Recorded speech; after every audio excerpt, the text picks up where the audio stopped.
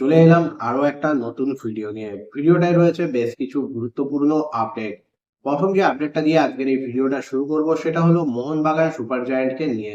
Mohun Bagan super জায়ান্টকে নিয়ে যে আপডেটগুলো তোমাদের সঙ্গে শেয়ার করার রয়েছে তার মধ্যে প্রথম আপডেটটা হলো দীপক টাংরি। হ্যাঁ, আগের একটা ভিডিওতে তোমাদের জানিয়েছিলাম যে দীপক টাংরির মোহনবাগানে থেকে যাওয়ার সম্ভাবনাই প্রবল। তবে এই মুহূর্তে যে আপডেট তাতে কিন্তু তিনি মোহনবাগানেই থাকছেন, মোহনবাগানের সঙ্গে তিনি সাইন করে ফেলেছেন, নতুন চুক্তি নবীকরণ হয়ে গেছে। অন্যদিকে মোহনবাগানে দুজন তারকা খেলোয়াড় সাহাল আব্দুল সামাদ এবং অনিরুদ্ধ থাপা, তাদের কিন্তু মোহনবাগান লিভ করা নিয়ে একটা রিউমার বেরিয়ে এসেছিল। সেই রিউমারও কিন্তু ম্যারিনার্স এরিনা জল ঢেলে দিয়েছে। তারা জানিয়েছে শাহাল আব্দুল সামাদ, অনিরুদ্ধ থাপা কোথাও যাচ্ছেন না, তারা মোহনবাগানেই থাকছেন।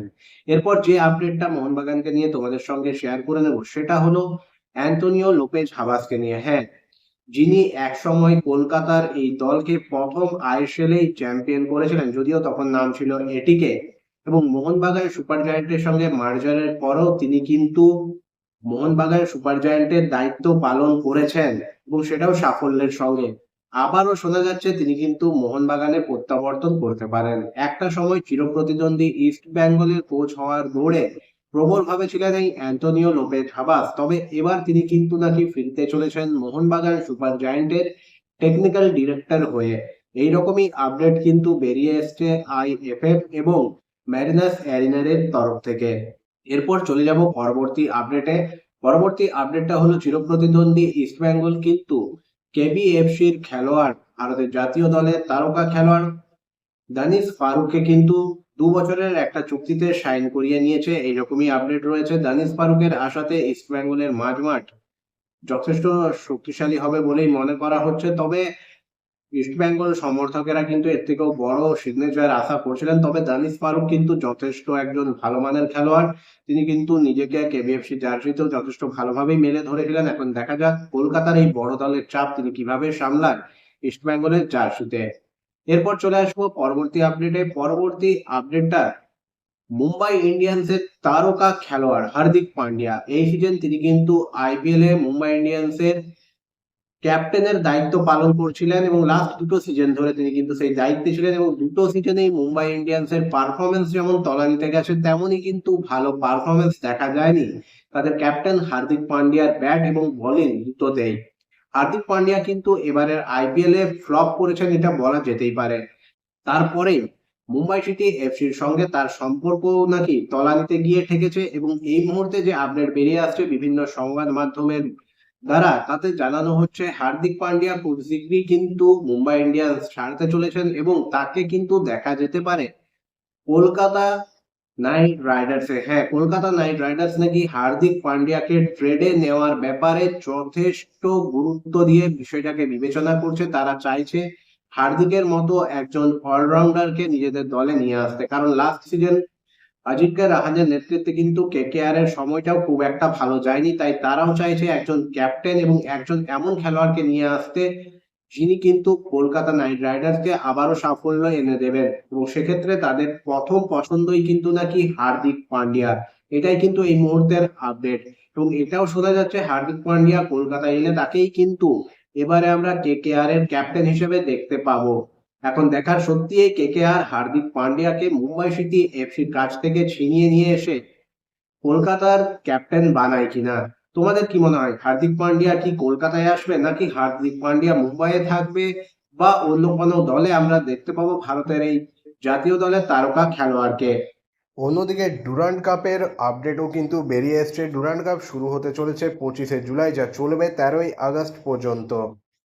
এরপর চলে আসবো আজকের ভিডিওর শেষ আপডেটে।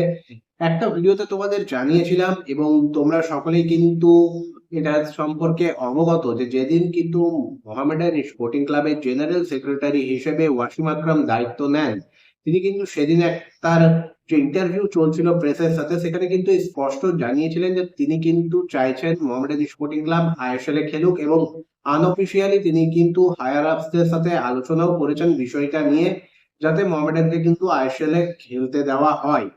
তবে কালকে মার্কাস মার্ভেলা স্যারের তরফ থেকে এই বিষয়টা কিন্তু নিশ্চিত করা হয়েছে যে মোহামেডান স্পোর্টিং ক্লাবের তরফ থেকে একটা প্রপোজাল গেছে সর্বভারতীয় ফুটবল ফেডারেশনের কাছে, যাতে মোহামেডান স্পোর্টিং ক্লাবকে আইএসএল খেলতে দেওয়ার ব্যাপারে কনসিডার করা হয়। এবং তারা এটাও জানিয়েছে যেহেতু I league champion Diamond Harbour এফসির আইএসএল খেলা নিয়ে একটা অনিশ্চয়তা রয়েছে এবং সেক্ষেত্রে তারা যদি পার্টিসিপেট না করে তবে সেই জায়গায় যেন মোহামেডান স্পোর্টিং ক্লাবকে সুযোগ দেওয়া হয়। এবং এটা বাদ দিয়েও যদি ফ্র্যাঞ্চাইজি ফি দিয়েও মোহামেডান স্পোর্টিং ক্লাবকে খেলানো যায় সে বিষয়টাও কিন্তু কনসিডার করে দেখতে বলেছে মোহামেডান স্পোর্টিং ক্লাব। অর্থাৎ বুঝতেই পারছো নতুন কমিটি কিন্তু মোহামেডানকে আইএসএলেই রাখতে চাইছে এবং সেই জন্য তারা কিন্তু এখন থেকেই সর্বভারতীয় ফুটবল ফেডারেশনের সঙ্গে যোগাযোগ রেখে চলছে। এখন দেখার সর্বভারতীয় ফুটবল ফেডারেশন মোহামেডান স্পোর্টিং ক্লাবের এই ডাকে সাড়া দিয়ে আইএসএল থেকে রেলিগেট হয়ে যাওয়া মোহামেডান স্পোর্টিং ক্লাবকে আবার আইএসএল এ সুযোগ দেয় কিনা এবং সেটা অন্য কোনো দলের স্থানে নাকি ফ্র্যাঞ্চাইজি ফি দিয়ে সেটাও কিন্তু দেখার বিষয়। যদিও এটার জন্য আমাদের কিন্তু এখন অপেক্ষা করতে হবে। তবে মোহামেডানের এই প্রপোজাল যাওয়ার পর কিন্তু ভারতীয় ফুটবলে কিন্তু একটা আলোড়ন সৃষ্টি হয়েছে। বেশ কিছু দল বেশ কিছু জায়গা থেকে এর বিরুদ্ধে মতামতও কিন্তু উঠে আসে। অনেকেই বলছে যেহেতু মোহামেডান স্পোর্টিং ক্লাব রেলিগেশন হয়ে আইএসএল থেকে আই লিগে নেমে গেছে তাই তাদের কিন্তু সুযোগ প্রাপ্য নয়, বরং যারা আই লিগে সেকেন্ড বা থার্ড হয়েছে সেই দলগুলোকে কিন্তু এই জায়গাটা দেওয়া উচিত। এক্ষেত্রে শিলং লাজাং কিন্তু একটা ইতিমধ্যেই সর্বভারতীয় ফুটবল ফেডারেশনের কাছে প্রস্তাবও পাঠিয়েছে এবং পুরো বিষয়টাতে যাতে তাদেরকে ভুলে না যাওয়া হয় সেটাও তারা দেখতে বলেছে। অর্থাৎ বুঝতেই পারছো মোহামেডানের এই আইএসএল এ অন্তর্ভুক্তি করার প্রস্তাব বা প্রপোজাল যাওয়ার পর থেকেই কিন্তু সর্বভারতীয় স্তরেও এই বিষয় নিয়ে খুবই আলোচনা হচ্ছে। এখন দেখার শেষ পর্যন্ত পুরো বিষয়টা হ্যান্ডেল করবে সর্বভারতীয় ফুটবল ফেডারেশন। তারা কি সিদ্ধান্ত নেয়, তারা মোহামেডান স্পোর্টিং ক্লাব নাকি অন্য ক্লাব নাকি ডায়মন্ড হারবার এফসি যারা আই লিগ চ্যাম্পিয়ন হয়েছে তারাই এবারের আইএসএল এ পার্টিসিপেট করে। এই বিষয়ে তোমাদের মতামত অবশ্যই তোমরা কিন্তু কমেন্ট করে জানাবে। আজকের এই ভিডিওটা বন্ধুরা এই পর্যন্তই। আশা করি ভিডিওটা তোমাদের ভালো লেগেছে। ভালো লাগলে অবশ্যই লাইক কমেন্ট এবং শেয়ার করে দিও।